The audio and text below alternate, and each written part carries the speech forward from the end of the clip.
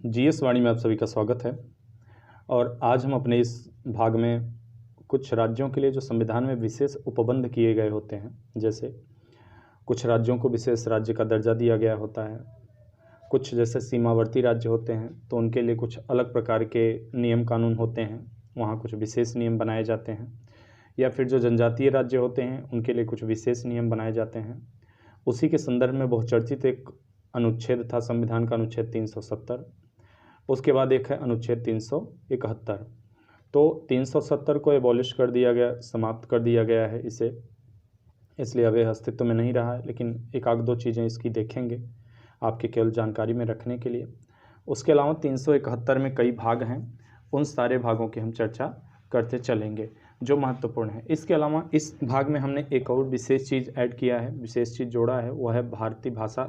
जो भारत की भाषाओं से संबंधित प्रावधान है संविधान में, वो क्या है। ठीक है, तो भाषा संबंधी प्रावधान संविधान में किस अनुच्छेद से लेके किस अनुच्छेद तक है, और इसमें हमने प्रश्नों को भी जोड़ा है। लगभग हर चैप्टर से हमने 2-3 प्रश्न डाले हैं। इसके अलावा रील्स के फॉर्म में भी हमारे एमसीक्यूज आते रहते हैं, तो आप वहाँ जाके देख सकते हैं। जो बहुविकल्पी प्रश्न होते हैं वहाँ पे आपको रील्स के फॉर्म में भी देखने को मिलने वाले हैं। तो चलिए ना देर करते हुए आगे बढ़ते हैं। तो यहाँ पे हम पहले क्या देख रहे हैं कि जम्मू कश्मीर भाग 21 अनुच्छेद 370, भारतीय संविधान में भाग 21 में 370 के तहत जो है जम्मू और कश्मीर को विशेष राज्य का दर्जा प्रदान किया गया था। तो जम्मू और कश्मीर की स्वायत्तता शेष अन्य राज्यों की स्वायत्तता से तुलनात्मक दृष्टि से अत्यंत व्यापक है। ठीक है, संविधान ने वहाँ के विशेष प्रावधान किए थे, वहाँ का अलग झंडा होता था, वहाँ की विधानसभा को विशेष पावर होती थी, वो 6 वर्ष का कार्यकाल उनका होता था, और वहाँ पे गवर्नर को विशेष पावर्स होती थी, और जो है इसके अलावा वहाँ पे उनकी दंड संहिता वगैरह भी थी अपनी। उसके अलावा जो भारत सामान्य रूप से जो हमारी संसद के द्वारा कानून बनाए जाते थे पूरे भारत में समग्र रूप से लागू होते थे, लेकिन संविधान जो जम्मू कश्मीर पे होता था वहाँ पे इस तरह सामान्य रूप से लागू नहीं होता था कोई कानून, उसके लिए विशेष प्रावधान करने पड़ते थे। इसकी थोड़ी हम ऐतिहासिक पृष्ठभूमि की अगर जांच करते हैं तो पाते हैं कि जो जम्मू कश्मीर था एक देसी रियासत था जिस पर एक राजा का शासन हुआ करता था। तो जब यहाँ से भारत आज़ाद हुए, यहाँ बाल्कनीकरण प्लान एक आया था, बाल्कन प्लान आया था एक, तो उसमें जो है ये प्रावधान किया गया था कि जो देसी रियासतें उनके पास 3 विकल्प दिए गए थे कि या तो पाकिस्तान के साथ शामिल हो जाएं, या वे भारत के साथ शामिल हो जाएं, या चाहे तो स्वतंत्र रह सकती हैं। ऐसी परिस्थिति में जम्मू कश्मीर और जो है हैदराबाद और जूनागढ़ 3 रियासतें ऐसी थी जो भारत में शामिल नहीं होना चाहती थी और ना ही पाकिस्तान में शामिल होना चाह रही थी। तो बाद में इसके लिए बहुत बड़ा अभियान चलाया गया सरदार पटेल जी के नेतृत्व में, और उसमें बाकी सारी रियासतों को एक कर दिया गया। जम्मू कश्मीर भी उन्हीं में से एक था। यहाँ पे जो है राजा हरि सिंह जी उस समय शासन किया करते थे, तो उन्होंने क्या किया कि फैसला किया कि वे भारत में शामिल होना चाहते हैं, और इसी फैसला तब किया जब उनके ऊपर खुद संकट दिखा। 20 अक्टूबर 1947 को पाकिस्तान समर्थित आज़ाद कश्मीर ने सेना पर आक्रमण कर दिया, सेना ने कश्मीर पर आक्रमण कर दिया।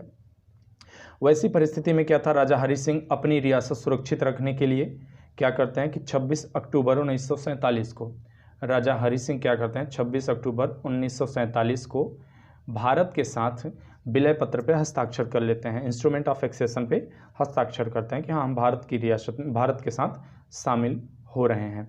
और 27 अक्टूबर को भारत के जो तत्कालीन गवर्नर जनरल थे माउंटबेटन, उन्होंने इस विलय पत्र को भी अपनी स्वीकृति दे दी थी। हालांकि इसमें जो विलय किया गया था कश्मीर का, 3 विषयों पर भारतीय संघ की सर्वोच्चता उन्होंने स्वीकार की थी। शेष मामलों में वो अपनी स्वायत्तता बनाए रखते थे, मतलब कि उनके 3 मामलों को भारत सरकार हैंडल करेगी, बाकी सारे मामलों को स्वतः देखेंगे। वे 3 मामले कौन से थे, प्रतिरक्षा थे, विदेशी मामले थे, संचार था। प्रतिरक्षा का अर्थ हुआ कि अगर उन पर कोई आक्रमण करता है, किसी प्रकार का आक्रमण होता है, तो उनकी रक्षा के लिए भारत सरकार खड़ी रहेगी वहाँ पे। और विदेश से संबंध किस राज्य से रखने हैं, किससे नहीं रखने हैं, किस देश से रखने हैं नहीं रखने हैं, ये भी भारत सरकार तय करेगी। संचार समझ ही रहे हैं, बाकी चीज़ें। इसमें क्या हुआ, तत्कालीन प्रधानमंत्री जवाहरलाल नेहरू थे, उन्होंने आश्वासन दिया जम्मू कश्मीर की जनता अपनी स्वयं का संविधान सभा और संविधान बनाएगी। तो ये सारे प्रावधान किए गए, और उसके लिए भारतीय संविधान में अनुच्छेद 370 का प्रावधान कर दिया गया। अब ये 370 क्या हुआ कि इसमें ऐसे प्रावधान कर दिए गए थे कि जो सामान्य रूप से भारतीय संसद द्वारा पारित किया हुआ कोई भी कानून यहाँ लागू नहीं होता था। उसके लिए भी विशेष प्रावधान करने पड़ते थे, तब जाके वहाँ लागू होता था। तो इन सब वजह से क्या होता था कि कश्मीर की जो जनता रहती थी उसे सामान्य लाभ नहीं मिल पा रहा था, बहुत सारी अन्य समस्याएं आ रही थी। चूँकि हमारा विषय वो नहीं है इसलिए हम बहुत डिटेल में नहीं जाएंगे। तो भारत सरकार ने क्या किया कि भारत सरकार ने अनुच्छेद 370 को ही समाप्त कर दिया, और इस प्रकार से अनुच्छेद 370 समाप्त हो जाता है। तो अब उसमें विशेष कुछ चीज़ रह नहीं जाता, बस इतना जानना है। भाग 21 में अनुच्छेद 370 की चर्चा मिलती है। अब हम यहाँ पे देखते हैं जो हमारे लिए सबसे महत्वपूर्ण है इस लेक्चर का मुख्य पार्ट, अन्य राज्यों के लिए उपबंध। तो भाग 11 अनुच्छेद 21, ठीक है। भाग 11 अनुच्छेद 21 में क्या किया गया है, अनुच्छेद 371 में, देखिए यहाँ कुछ गलत हुआ है, मिस्टेक हुआ है, भाग 11 नहीं है ये, एक्चुअली ये भाग 21 है, ठीक है, भाग 21 ही है। तो यहाँ इसको आप लोग करेक्ट कर लीजिएगा, भाग 11 नहीं है यहाँ पे, ठीक है, भाग 21 है। अनुच्छेद 371 की बात करते हैं। इसमें क्या हुआ है कि विभिन्न खंडों में अलग अलग राज्यों से संबंधित उपबंध किए गए हैं, जिनकी संक्षिप्त चर्चा की जा रही है। हम यहाँ पे बोल दे रहे हैं 11 राज्यों के लिए लागू किया गया था। कितने राज्यों के लिए? 11 राज्यों के लिए। पहला जो आता है हमारा महाराष्ट्र गुजरात राज्य पुनर्गठन अधिनियम 1956 आता है। तो इसके माध्यम से क्या कि राज्य के पुनर्गठन के साथ साथ अनुच्छेद 371 जोड़ा गया। अनुच्छेद 371 के द्वारा महाराष्ट्र और गुजरात राज्य का पुनर्गठन किया जाता है, और यह राष्ट्रपति को शक्ति देता है कि वह अपने आदेश द्वारा महाराष्ट्र या गुजरात राज्यों के राज्यपालों को कुछ विशेष उत्तरदायित्व, कुछ विशेष जिम्मेदारियां सौंप सकते हैं, ठीक है। तो बस इतना हमें समझते चलना है, बहुत डिटेल में नहीं जाना, क्योंकि जो प्रश्न बनते हैं वो यही बनते हैं कि निम्न अनुच्छेद या निम्न उपभाग अनुच्छेद के किस राज्य से संबंधित हैं। तो ये हम समझ लिए, अनुच्छेद 371 1956 अधिनियम के संशोधन हुआ था, उसके तहत महाराष्ट्र गुजरात संबंधित है। अगला आता है नागालैंड राज्य अधिनियम 1962।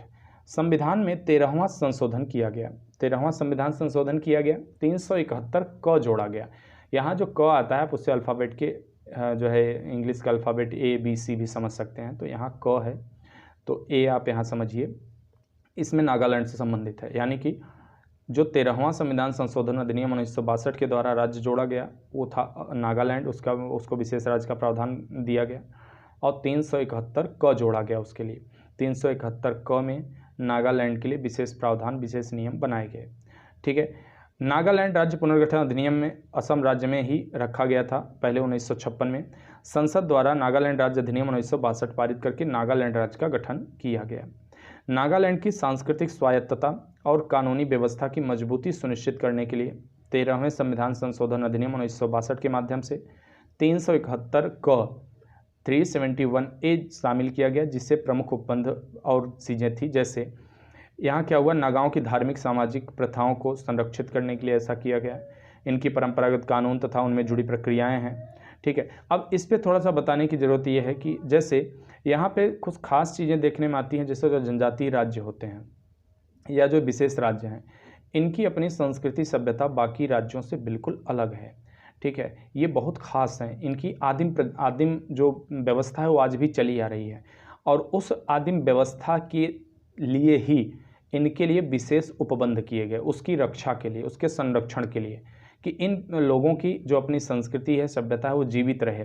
देखिए दुर्भाग्य की बात है कि हम सब इस भाग दौड़ भरे दुनिया में, ग्लोबलाइजेशन के दौर में अपनी संस्कृति सभ्यता से बहुत दूर चले जा रहे हैं, ठीक है। तो ये दुर्भाग्य ही है। रविन्द्रनाथ टैगोर ने एक चीज़ कहा था कि वृक्ष का जड़ों से उखड़ जाना स्वतंत्रता नहीं होता, ठीक है। तो कहने का मतलब क्या है कि अपनी संस्कृति और सभ्यता से दूर हो जाना विकास नहीं होता, आधुनिकता नहीं होती, ठीक है। आज भी भारत के कुछ राज्य ऐसे हैं, जैसे आप देख सकते हैं अंडमान निकोबार द्वीप समूह वगैरह हैं, जो 7 सिस्टर्स जो स्टेट कहे जाते हैं, आपके सिक्किम हुआ, जो नागालैंड हुआ, असम हुआ, मिजोरम हुआ, मणिपुर हुआ, त्रिपुरा हुआ, इन सब जगहों के जो लोग हैं आज भी अपनी संस्कृति सभ्यता को संजोए हुए हैं, और सरकार उनको मदद करती है उनमें। लेकिन आप बाकी राज्यों को देखिए तो अगर दक्षिण भारत को छोड़ दें तो उत्तर भारत के लोग तो बिल्कुल ही अपनी सभ्यताओं से दूर होते चले जा रहे हैं। तो ये हमारा आर्ट एंड कल्चर का लेक्चर नहीं है, इसलिए ज़्यादा नहीं बोलेंगे। अब आगे हम बढ़ते हैं। उसके बाद आता है असम।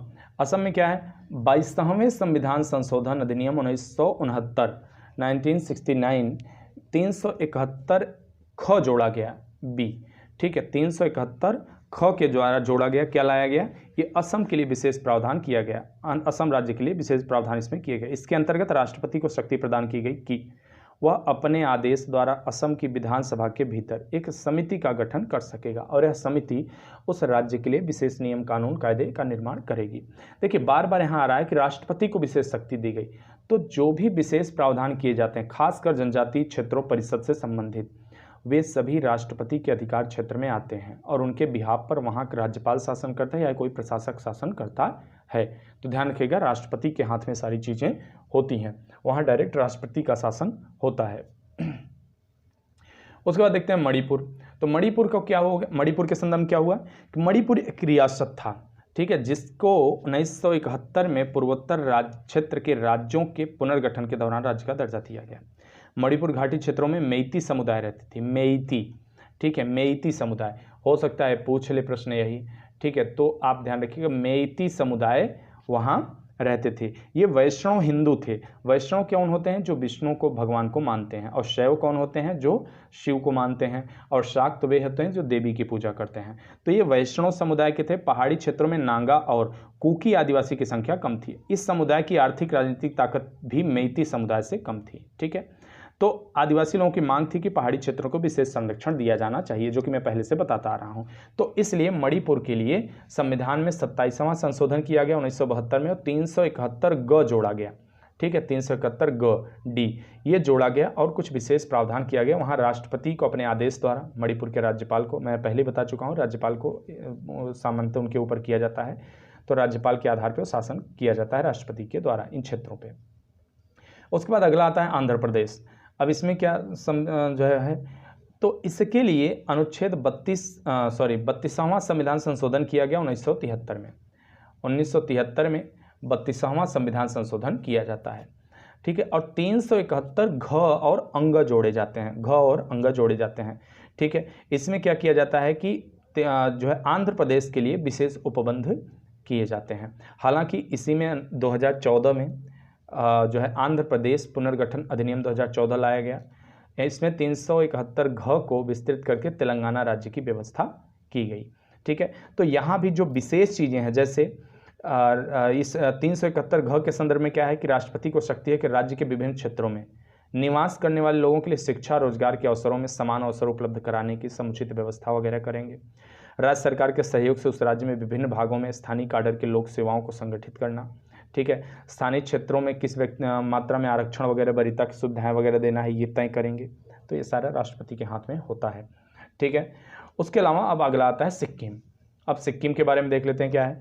मूल संविधान में सिक्किम भारत का हिस्सा नहीं था, बाद में हुआ, यहाँ पे चोंग्याल राजवंश का शासन हुआ करता था, ठीक है। तो इसको हम देखेंगे, इसके बारे में विशेष उपबंध भी किया गया, किसमें, संविधान में 35वां संविधान संशोधन अधिनियम लाया गया 1974 में, जिसमें भारत ने संबद्ध राज्य का दर्जा दिया गया उसे संशोधन के द्वारा। किसके द्वारा, 1974 में 35वें संविधान संशोधन के द्वारा। लेकिन 36वें संविधान संशोधन के द्वारा 1975 में, ध्यान रखिएगा, 36वें संविधान संशोधन के द्वारा 1975 में शेष राज्यों के समान इसे दर्जा दिया गया, विशेष बनाया गया, और इसके विकास के लिए इसमें 371 च जोड़ा गया, ठीक है, 371 च जोड़ा गया।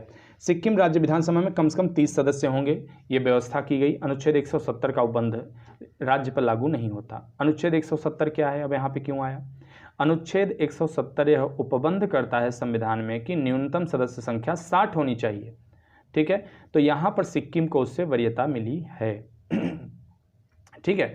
और सिक्किम को एक संसदीय निर्वाचन क्षेत्र माना जाएगा, संपूर्ण सिक्किम को, यानी कि यहाँ से लोकसभा में केवल एक सांसद जाता है, ठीक है, केवल एक सांसद जाएगा सिक्किम से। तो यह यहाँ पर कुछ विशेष प्रावधान हैं। उसके बाद अगला आता है मिजोरम। मिजोरम के लिए क्या किया गया, तो मिजोरम एक असम का हिस्सा था, 6ठी अनुसूची के तहत प्रशासित होता था। मिजो जो स्वायत्त थे, मिजो जनजाति थी, इसी के नाम पे मिजोरम पड़ा। मिजो जाति की यहाँ पे ज़्यादा बहुलता थी। तो इसमें क्या किया गया, 53वां संविधान संशोधन किया गया। कब किया गया, 1986 में, और इसमें 371 छ जोड़ा गया, और इस तरह से ये एक अलग उपबंध किया गया मिजोरम के लिए। यहाँ पर भी वही चीज़ें हैं जो बाकी राज्यों के लिए है। यहाँ की जो धार्मिक सामाजिक प्रथाएं हैं यहाँ के जो नियम कानून हैं उनको संरक्षित करने की बात की गई है। ठीक है, यहाँ पर भी अनुच्छेद 170 का उल्लंघन किया जाता है। अनुच्छेद 170 जो निर्धारित करता है कि न्यूनतम सदस्य संख्या विधानसभा में 40 होगी। ठीक है, न्यूनतम सदस्य संख्या 40 यहाँ पे सदस्य होंगे, मतलब न्यूनतम सदस्य संख्या 60 होगी, लेकिन यहाँ 40 हैं। ठीक है, तो ये यहाँ पर लागू नहीं होता 170 यहाँ पर भी। अगला है अरुणाचल प्रदेश। ठीक है, अरुणाचल प्रदेश, अब इसके संदर्भ में क्या प्रावधान किया गया, तो यहाँ पे क्या हुआ कि इसे पहले पूर्वोत्तर सीमांत एजेंसी के नाम से जाना जाता था, नॉर्थ ईस्ट फ्रंटियर एजेंसी, नेफा। ठीक है, तो कहीं अगर शब्द मिल जाए नेफा तो घबराइए मत कि ये क्या चीज़ आ गया अचानक से, तो पहले बता दे रहा हूँ नेफा। ठीक है, नेफा तो नॉर्थ ईस्ट फ्रंटियर एजेंसी के नाम से जाना जाता था। और 1972 में इस क्षेत्र को संघ राज्य क्षेत्र का दर्जा दिया गया, यूनियन टेरिटरी बनाई गई और नाम इसका अरुणाचल प्रदेश रखा गया। 1987 में इसे पूर्ण राज्य का दर्जा दिया गया। 55वें संविधान संशोधन अधिनियम 1986 के माध्यम से 371 ज जोड़ा गया इसमें। ठीक है, 371 ज जोड़ा गया और वही उपबंध किए गए जो बाकी राज्यों के लिए। यहाँ राज्यपाल के पास कानून व्यवस्था की सारी चीज़ें होती हैं, जैसे कि राष्ट्रपति राज्यपाल के माध्यम से ही करते हैं और इनडायरेक्टली राष्ट्रपति का ही होता है। ठीक है, और यहाँ भी वही 170 का प्रबंध जो है अनुबंध लागू नहीं होता कि मिनिमम 60 सदस्य होने चाहिए, जबकि यहाँ 30 ही हैं केवल विधानसभा में। उसके बाद अगला आपका लागू होता है गोवा पे। गोवा क्या है, गोवा के संदर्भ में क्या हुआ कि यह पुर्तगालियों से लिया गया था। तो प्रश्न ये भी बनता है कि गोवा को किस उपनिवेशी ताकत से छीना गया था, तो गोवा को पुर्तगालियों से छीना गया था। ठीक है, और उसे संघ राज्य क्षेत्र का दर्जा दिया गया था, लेकिन 1987 में गोवा को पूर्ण राज्य बनाया गया। कब बनाया गया, 1987 में। ठीक है, इसे पूर्ण राज्य बनाया गया 56वें संविधान संशोधन के द्वारा, और इसमें 371 झ जोड़ा गया, 371 झ से झरना। ठीक है, जोड़ा गया इसमें, और इसमें भी वही चीज़ें हैं। 170 का जो है यहाँ उल्लंघन किया गया, यानी कि 60 सदस्य होने चाहिए, लेकिन 60 होते नहीं हैं, यहाँ पे 30 ही सदस्य हैं। तो एक एक चीज़ बताते जा रहा हूँ जहाँ से प्रश्न बनते हैं, तो जरा सा भी लापरवाही मत करिएगा, प्रश्न बन जाएंगे, धोखा खा जाएंगे। ठीक है, उसके बाद अगला आता है आपका कर्नाटक में। 98वें संविधान संशोधन द्वारा इसमें कर्नाटक में किया गया ईया जोड़ा गया, 371 ईया। और एक कब किया गया संशोधन, 2012 में। ठीक है, 2012 में संशोधन किया गया, शामिल किया गया इसमें। 2010 में कर्नाटक विधानसभा और विधान परिषद द्वारा कर्नाटक राज्य के हैदराबाद कर्नाटक क्षेत्र के विशेष प्रावधान करने के हेतु अलग संकल्प जारी किया गया था। तो 371 ईया जो है वो किससे संबंधित है, कर्नाटक से संबंधित है। 98वां संविधान संशोधन था अधिनियम 2012। तो यहाँ पर हमारा विशेष राज्यों से संबंधित 371 से संबंधित सारे अनुच्छेद समाप्त होते हैं, राज्य समाप्त होते हैं। उनसे संबंधित कुछ प्रश्न हैं, इन प्रश्नों को देख लेते हैं क्योंकि जरूरी हैं। भारतीय संविधान के अनुच्छेद 371 ख निम्न राज्यों में से किसके लिए विशेष उपबंध का प्रावधान करता है, तो किसके लिए करता है आपको यहाँ बताना है, उत्तर देना है। आपका ऑप्शन है यहाँ पर बी। ठीक है, ऑप्शन बी सही है, असम के लिए विशेष उपबंध करता है। निम्नलिखित में से किसके लिए संविधान में अनुच्छेद 371 के अंतर्गत विशेष प्रावधान किया गया है, तो किसके लिए विशेष प्रावधान किया गया है। बाकी देखिए शुरुआत कहाँ से हुआ था, महाराष्ट्र गुजरात से ही हुआ था, बाकी एक 371 क हुआ, ख हुआ, ग हुआ, तो ये ऑप्शन सी आपका यहाँ पर सही है। इसी तरह प्रश्न ज़्यादातर यहाँ बनेंगे। अब देखते हैं राजभाषा से संबंधित प्रावधान। राजभाषा संबंधित प्रावधान क्या है, संविधान में अनुच्छेद, पहले भाग 17 की बात करते हैं। भाग 17 अनुच्छेद 343 से 351 तक। ठीक है, 343 से 351 तक राजभाषा से संबंधित प्रावधान किया गया है। ठीक है, सबसे पहले भाषा समझ लेते हैं। देखिए भाषा विज्ञान का तो लेक्चर नहीं है, लेकिन थोड़ा सा जान लेना जरूरी है। भाषा को वैचारिक आदान प्रदान का माध्यम कहा जाता है। ठीक है, भाषा यादृच्छिक प्रतीकों की वह सामाजिक संप्रेषण व्यवस्था है जिसमें ध्वनियाँ व शब्द तो सीमित होते हैं, परंतु सृजनात्मक प्रयोग के कारण वाक्य असीमित होते हैं। ठीक है, सामान्य रूप से अगर हम कहें तो क्या होता है कि हम अपनी अभिव्यक्ति के जिस माध्यम को चुनते हैं वो हमारी भाषा है। उसमें कुछ शब्द होते हैं, सार्थक शब्द, निरर्थक शब्द होते हैं, जिनके द्वारा हम अपने भावों की अभिव्यक्ति करते हैं। अब बात करते हैं कि राजभाषा संबंधित। राजभाषा क्या है। भारत की स्वाधीनता प्राप्ति से पहले हिंदी में राजभाषा शब्द का प्रयोग प्रायः नहीं मिलता है। ठीक है, देखिए राष्ट्रभाषा और राजभाषा दोनों का अंतर समझने की आवश्यकता है यहाँ पे, तो कंफ्यूज नहीं होना है। ठीक है, 1949 में भारत महान नेता श्री राजगोपालाचारी संविधान सभा में नेशनल लैंग्वेज स्टेट लैंग्वेज शब्द का प्रयोग इस उद्देश्य से किया कि राष्ट्रभाषा और राजभाषा में अंतर रहे और दोनों के स्वरूप के अलगावे वाली विभेदक रेखा को समझा जा सके। ठीक है। संविधान की कार्रवाई हिंदी प्रारूप में स्टेट लैंग्वेज का हिंदी अनुवाद राजभाषा किया गया।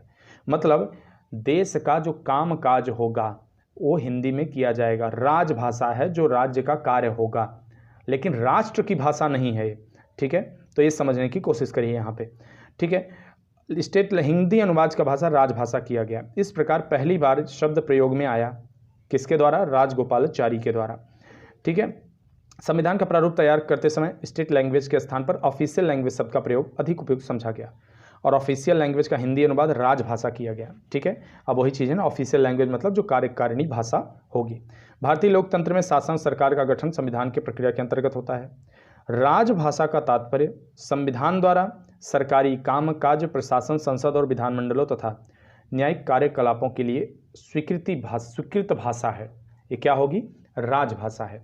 ठीक है, तो अब उम्मीद करता हूं कि राजभाषा आपने थोड़ा बहुत समझ लिया ही होगा। ठीक है, अब इससे संबंधित प्रावधान भी बता ही चुका हूं कि भाग 17 में अनुच्छेद 343 से 351 तक दिया गया है, तो इसका जिक्र हमें ज़्यादा करने की आवश्यकता नहीं है, बस समझना है कि हाँ दिया गया है, बस हो गया। 343(3) में एक उपबंध किया गया था कि संसद 15 वर्षों की अवधि के पश्चात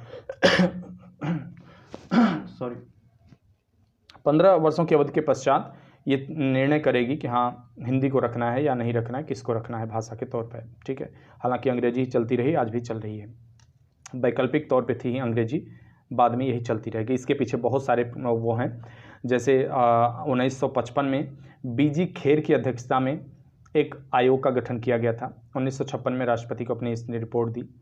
ठीक है, तो इन्होंने जो है, और उसके बाद 1957 में पंडित गोविंद बल्लभ पंत की अध्यक्षता में संसदीय समिति एक बनी। 1960 में जो सेकेंड ARC दूसरा जो है आयोग बना। ठीक है, जो प्रशासनिक सुधार आयोग, उसने भी इस पे चर्चा किया। ठीक है, तो इस प्रकार से हिंदी के ये आयोग कुछ खास थे, वो जान लीजिए। बीजी खेर की अध्यक्षता में, पंडित गोविंद बल्लभ पंत की अध्यक्षता में बना, ये भी आयोग बना था। अब हम ये देख लेते हैं उच्चतम न्यायालय और उच्च न्यायालय आदि की भाषा। सीधे पॉइंट पे आते हैं क्योंकि यहीं से पूछे जाते हैं और बाकी किसी चीज़ से प्रश्न यहाँ ज़्यादा बनते नहीं हैं। संविधान में विधायिका संबंधी व्यवस्था की गई है। क्या किया गया है?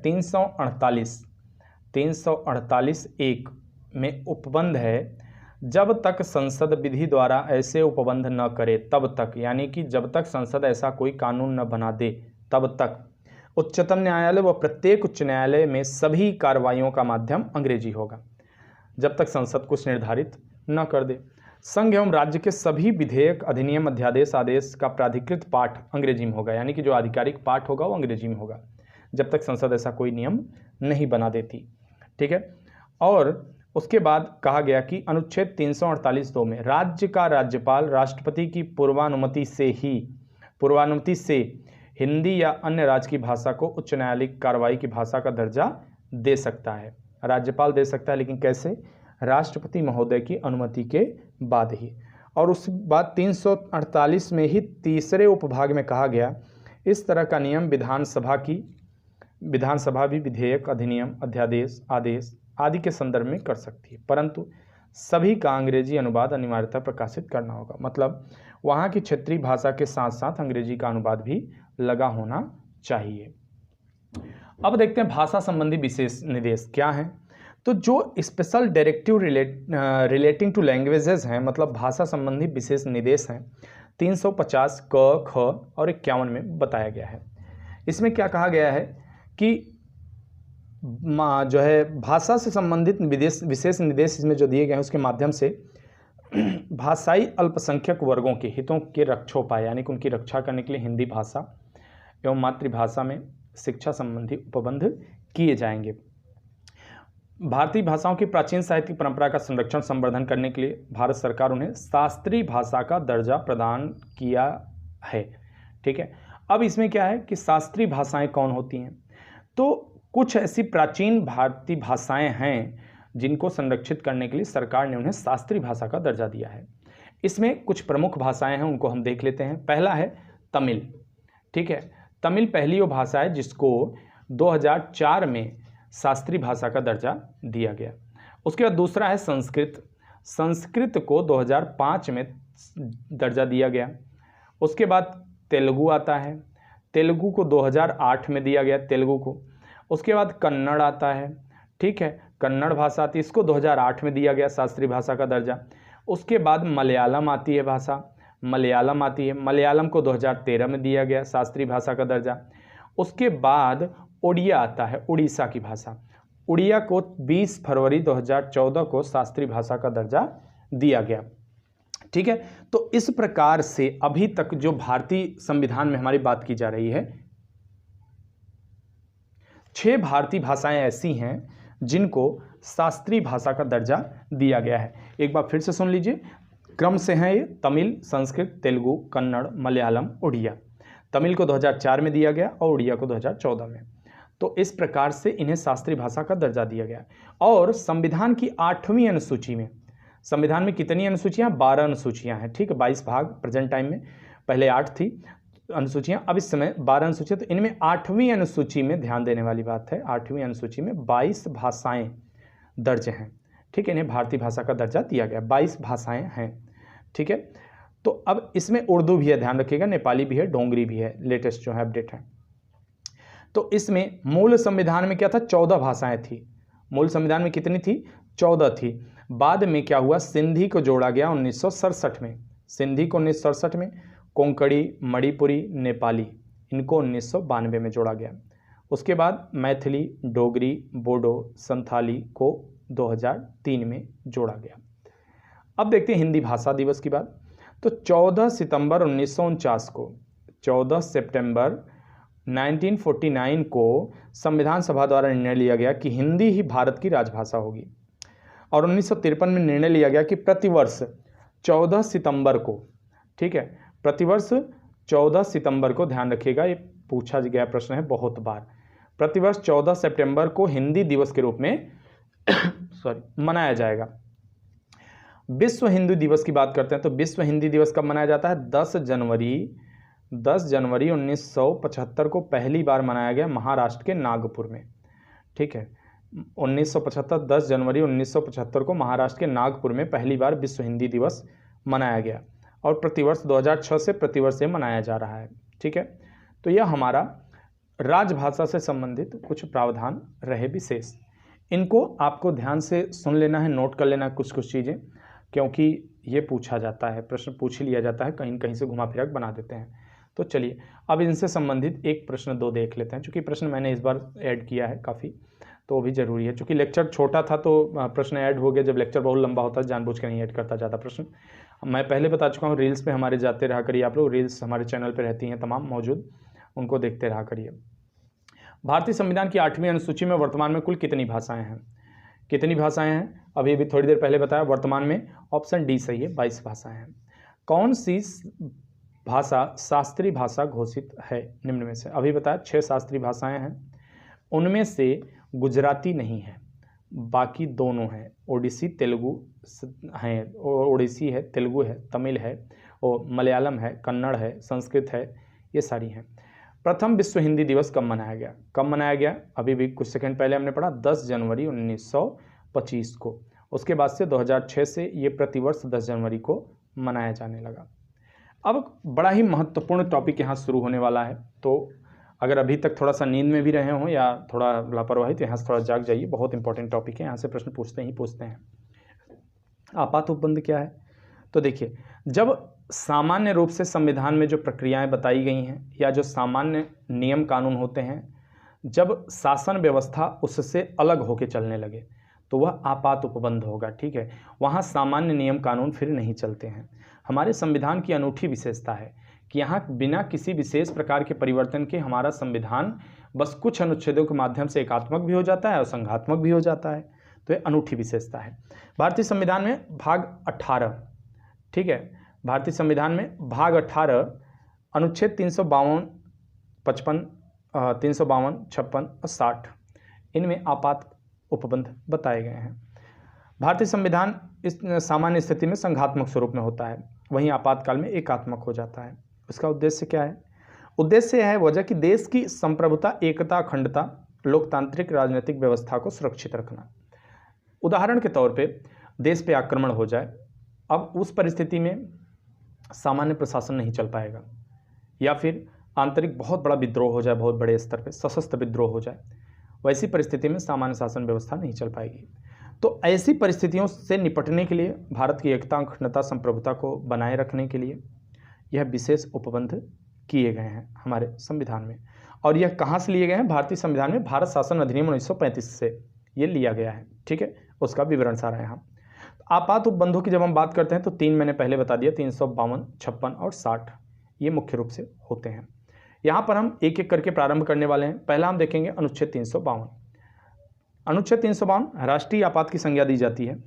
तो यहाँ पे हमारा शीर्षक रहेगा, पहला शीर्षक है उद्घोषणा, यानी कि उद्घोषणा कैसे होती है, कब होती है।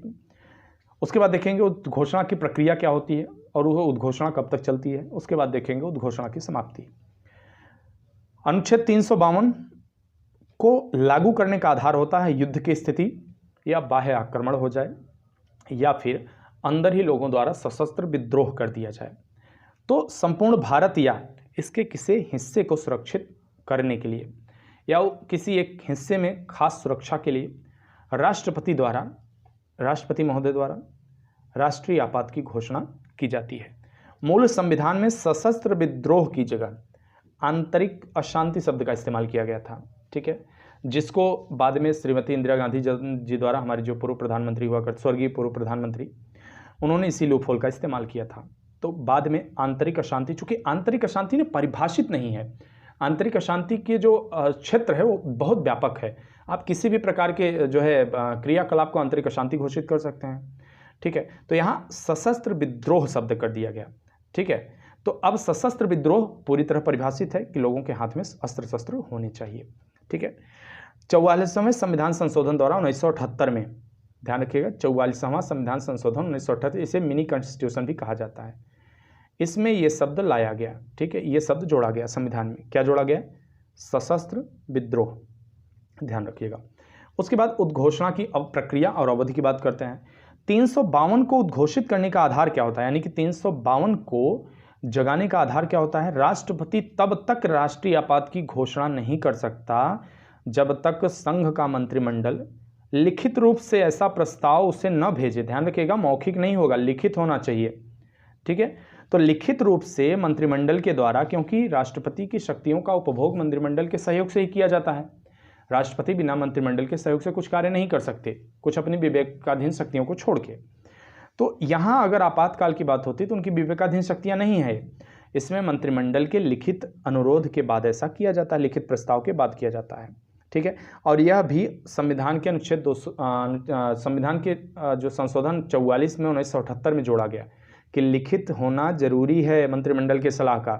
ठीक है, और उसके बाद ऐसी उद्घोषणा संकल्प संसद के प्रत्येक सदन द्वारा, ठीक है, प्रत्येक सदन द्वारा कुल सदस्य संख्या के बहुमत तथा उपस्थित व मतदान करने वाले सदस्यों के 2/3 बहुमत के द्वारा पारित होना चाहिए। उपस्थित तथा मतदान करने वाले सदस्यों के 2/3 बहुमत से पारित होना चाहिए ऐसा प्रस्ताव, तब जाके राष्ट्रपति महोदय उस पर साइन करें। ठीक है, और आपातकाल की उद्घोषणा हो जाती है तो संसद के प्रत्येक सदन के समक्ष रखा जाना चाहिए, और 1 महीने के अंदर अनुमोदन न मिलने पर राष्ट्रपति शासन लागू हो गया, राष्ट्रीय आपात लागू हो गया। लेकिन 1 महीने के अंदर सदन के अगर अनुमोदन नहीं मिलता तो यह प्रवर्तन में नहीं रहेगा, यानी कि लागू नहीं रहेगा। ठीक है, वो स्वतः समाप्त हो जाएगा। लेकिन अगर एक बार अनुमोदन मिल गया तो 6 माह के लिए प्रवर्तन में बना रहेगा। तो ध्यान रखिएगा, अनुमोदन न मिलने की स्थिति में केवल 1 माह तक ये लागू रहेगा, 1 माह तक लागू रह सकता है। लेकिन अनुमोदन मिल गया अगर सदन का, दोनों सदनों का, तो ऐसी परिस्थिति में 6 माह के लिए प्रवर्तनीय रहेगा। उसके बाद 6 माह के बाद पुनः बैठक होगी सदन की, उसमें फिर अनुमति मिलेगी, तो फिर अगले 6 माह के लिए यह प्रवर्तनीय रहेगा। ठीक है, ये हुआ। अब इसमें प्रभाव क्या पड़ता है? इसमें केंद्र राज्य संबंधों पर प्रभाव पड़ता है, राष्ट्रीय आपात का, कार्यपालिका पर प्रभाव पड़ता है, विधानमंडल पर प्रभाव पड़ता है, ये सारे इसके प्रभाव होते हैं।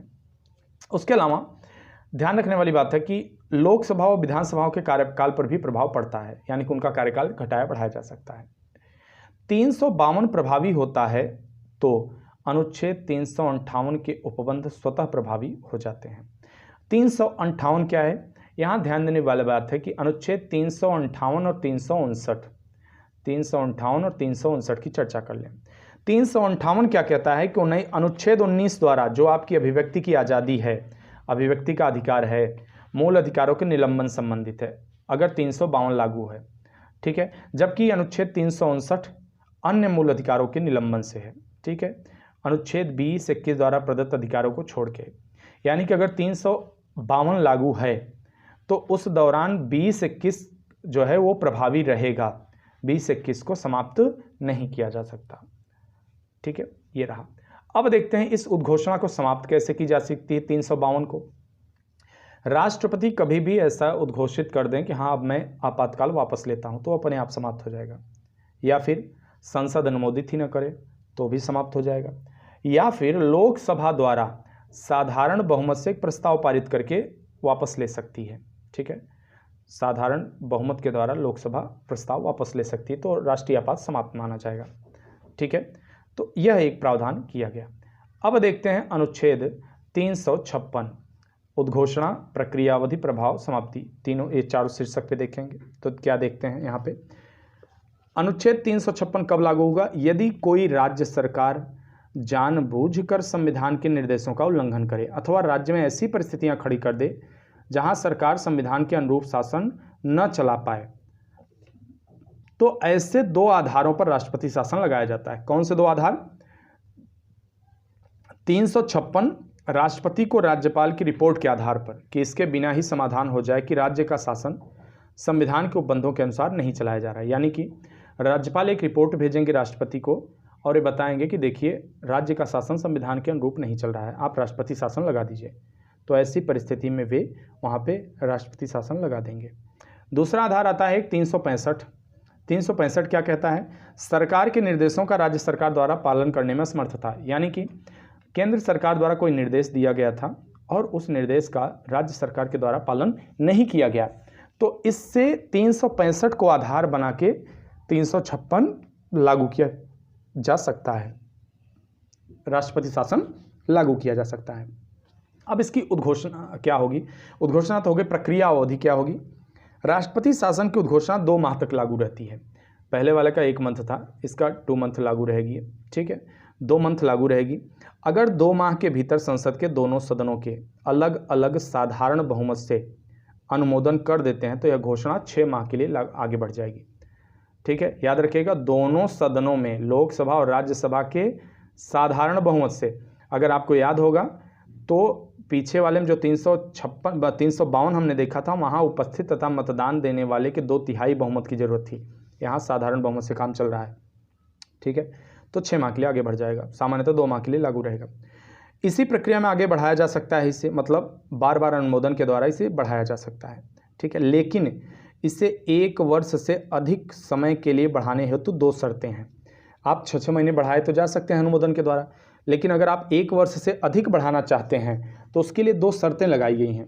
वो शर्तें क्या हैं? संपूर्ण भारत में या उसके किसी हिस्से में राष्ट्रीय आपात लागू हो, ठीक है।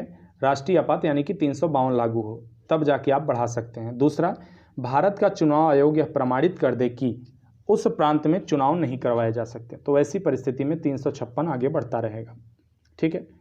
उपरोक्त दोनों शर्तें जो भी मैंने बताया, अगर ये पूरी होती हैं, होने के बाद भी किसी राज्य में आपातकाल या राज्य आपात यानी कि राष्ट्रपति शासन, संविधान में इसे राज्य आपात शब्द इस्तेमाल किया गया है, जो सामान्य रूप से राष्ट्रपति शासन कह दिया जाता है, ठीक है। राज्य आपात, राष्ट्रपति शासन जो है वह अधिकतम 3 वर्ष की अवधि के लिए ही लगाया जा सकता है। ध्यान रखिएगा, आप बढ़ाते बढ़ाते 20 वर्ष नहीं कर सकते कि इस राज्य में चुनाव ही नहीं होने देंगे, बस चलते रहिए।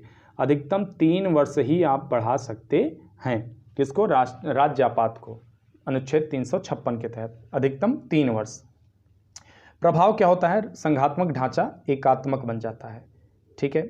इसमें राज्य की विधानसभा निलंबित हो सकती है, ध्यान रखिएगा, ठीक है। संसद राज्य सूची के विषय पर कानून बना सकती है। राष्ट्रपति राज्य सूची के विषय पे अध्यादेश जारी कर सकते हैं। अपवाद एक चीज़ है यहाँ पे, वो क्या है कि उच्च न्यायालय की शक्तियाँ नहीं ली जा सकती। 356 के अंतर्गत आप भले राज्य आपात लागू कर दें, लेकिन आप उच्च न्यायालय की शक्तियों को टेक ओवर नहीं कर सकते, आप उनकी शक्तियों को नहीं ले सकते, ठीक है। अब समाप्त कैसे होगी राज्य आपात? राष्ट्रपति वही स्वयं उद्घोषित कर दें कि समाप्त हो रहा है, समाप्त हो जाएगा, या फिर संसद के अनुमोदन की आवश्यकता इसको नहीं होती ऐसा करने के लिए। ठीक है, ऐसा करने के लिए संसद के अनुमोदन की आवश्यकता नहीं हो, राष्ट्रपति स्वयं कर सकते हैं। ठीक है, ये हो गया। अब इसमें एक प्रश्न खड़ा होता है, वो क्या है कि राज्य आपात के संबंध में न्यायिक पुनर्विलोकन। ये क्यों प्रश्न खड़ा होता है? इसलिए कि सामान्यतः देखा जाता है कि जो राज्य आपात का बड़ा ही दुरुपयोग हुआ है भूतकाल में, बहुत समय बहुत बार राज्यों को, राज्य सरकारों को बर्खास्त किया गया केंद्र सरकार के द्वारा इनका आधार लेते हुए। तो अब यहाँ आया कि सुप्रीम कोर्ट का हस्तक्षेप करना चाहिए जिससे कि इस प्रकार की अलोकतांत्रिक परंपराओं को रोका जा सके, क्योंकि आप किसी भी जनता के द्वारा चुनी हुई सरकार को यूं ही संविधान के कुछ लूपहोल का इस्तेमाल करते हुए बर्खास्त नहीं कर सकते। तो इसके लिए क्या किया गया कि 38वें संविधान संशोधन द्वारा, ठीक है, 38वें संविधान संशोधन द्वारा 1975 में कॉन्स्टिट्यूशन अमेंडमेंट 1975 में आपात उद्घोषणा को राष्ट्रपति समाधान न्यायिक पुनर्विलोकन का विषय माना गया। अर्थात राष्ट्रपति ने मान लिया कि यहाँ पर जो है संविधान के अनुरूप शासन नहीं चल रहा है, तो आपने मान लिया तो आप हमें भी बताइए कैसे मान लिया। मतलब सुप्रीम कोर्ट कहेगा कि आपको समाधान हो गया कि राज्य का शासन नहीं चल रहा है ठीक से, तो आप हमें भी समझा दीजिए कि कैसे नहीं चल रहा है। इसी को न्यायिक पुनर्विलोकन कहेंगे। ठीक है, इसमें दो केस आते हैं, राजस्थान सरकार वर्सेज भारत संघ 1977 में। सर्वोच्च न्यायालय ने कहा यदि राष्ट्रपति का समाधान दुर्भावना से प्रेरित हो या अतार्किक हो तो न्यायिक पुनर्विलोकन संभव है। ठीक है, और 44वें संविधान संशोधन द्वारा राष्ट्रपति का समाधान न्यायिक समीक्षा के अंतर्गत ला दिया गया। मतलब केंद्र सरकार ने किसी अपने शत्रुतापूर्ण रवैया के लिए जो है राष्ट्रपति शासन का प्रयोग, राज्य आपात का प्रयोग किया हो। जैसे आपको उदाहरण के तौर पर समझाऊं शायद और अच्छे समझ में आ जाए। जैसे अभी दिल्ली, राजस्थान, बहुत सारी जगहों पे कुछ ऐसे घटनाएं हो रही हैं जो बड़ी दुर्भाग्यपूर्ण हैं। राजस्थान में हिंदू मंदिरों को तोड़ दिया गया।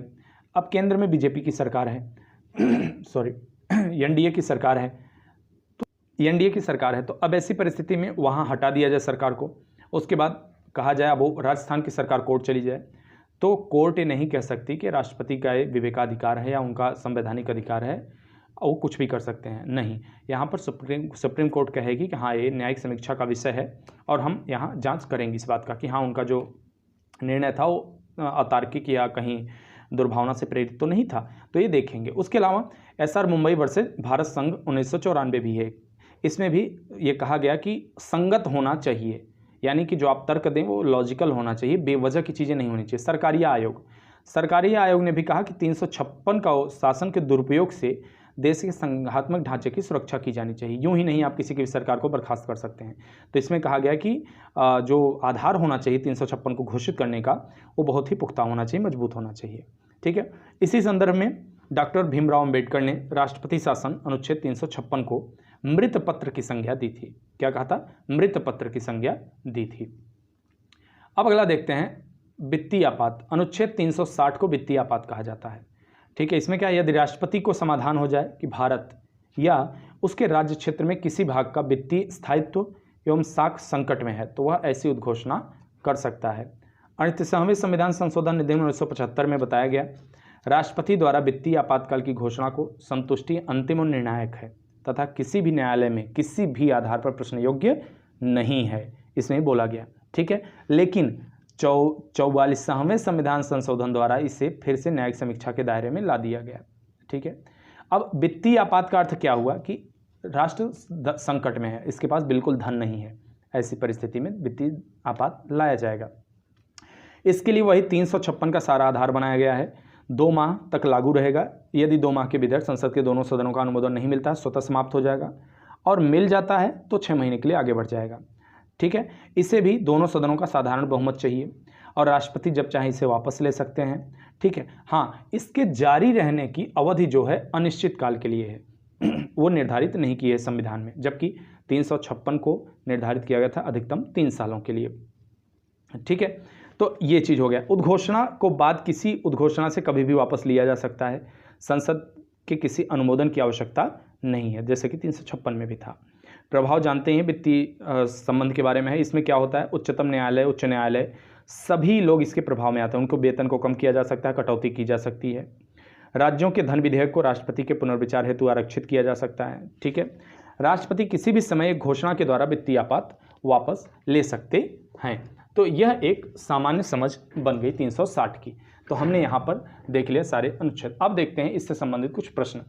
संसद के एक बार अनुमोदन के साथ राष्ट्रीय आपात कितने समय के लिए प्रभावी रहेगा?